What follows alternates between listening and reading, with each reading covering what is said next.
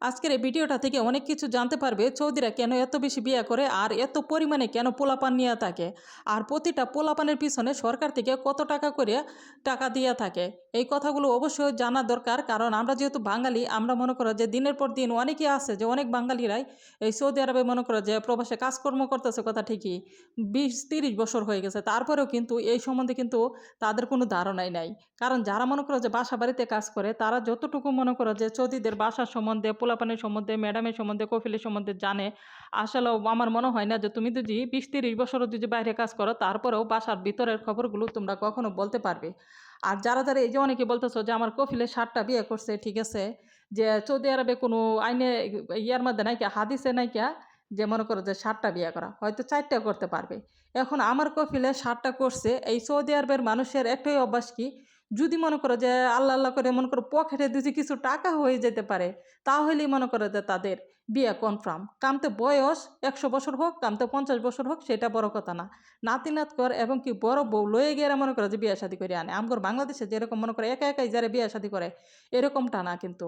আর এই সৌদি আরবে মনে করো যে যত পোলাপান নিব ততই মনে করো যে তাদেরই মনে করো যে সরকারের বেশি বলে লাভ। কে লিগে লাভ করলাম, কারণ এই যে সৌদি আরবে বলে জনসংখ্যা বলে খুব কম, এই কারণে। কারণ এই সৌদি আরবে কিন্তু মনে করো যে বাহিরের আজনবীরা কিন্তু বেশি। এই সৌদি আরবে দেখবা যে বিভিন্ন কান্ট্রির মানুষ কিন্তু এই সৌদি আরবে করে খাইতেছে, ইন্টারন্যাশনাল কান্ট্রি হলে কিইব। এই সৌদি আরবের সৌদিরা কিন্তু সংখ্যা খুব কম।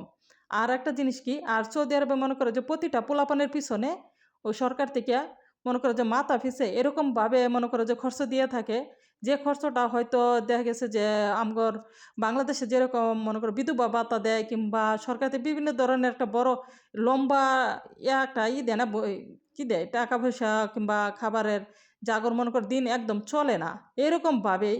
তো আমি তো শুই না অবাক যে একদম মনে করো যতদিন পর্যন্তই মনে করো যে এই বাচ্চাটা মনে করো বড় হয়েও দিতে যায়, সে মনে করো যে বয়স 80-100 হয়ে গেছে গা, তারপরে মনে করো তারা সরকারের থেকে ভাতা দিব, কেলিয়ে দিব। সে যতদিনই একটা সরকারি চাকরি বাকরি না পাইতেছে ততদিন পর্যন্তই এই সরকারের দায় ব্যয় বহন করব। আর মনে করো যত যদি চাকরি বাকরি যদি মরুন আগ পর্যন্ত যদি না করে, তাহলে মরুন আগ পর্যন্তই সরকার থেকে ভাতা দিব। আল্লাহ দেখো কতটুকু সুযোগ সুবিধা করে দিছে সরকার থেকে।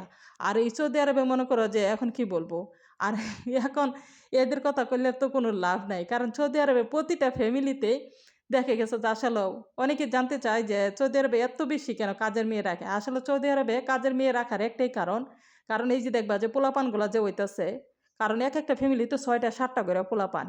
আর এই সৌদি আরবে কিন্তু ডিভোর্সের সংখ্যাটা কিন্তু অনেক বেশি।